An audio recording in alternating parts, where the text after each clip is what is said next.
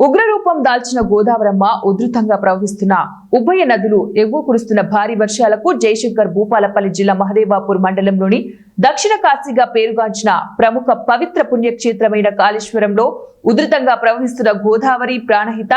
ఉభయ నదుల కాళేశ్వరం త్రివేణి సంగమం సరస్వతి పుష్కర ఘాట్ల వద్ద 12.370 మీటర్ల ఎత్తులో మొదటి ప్రమాదం హెచ్చరికను దాటి ప్రవహిస్తున్న గోదావరి నది మేడిగడ్డ బ్యారేజ్ కి భారీగా పెరిగిన వరద నీరు బ్యారేజ్ కి ఇన్ఫ్లో 9,71,880 క్యూసెక్ల నీటి ప్రవాహం రావడంతో 85 గేట్లు ఎత్తివేసి అదే స్థాయిలో నీటిని దిగువనకు వదులుతున్న అధికారులు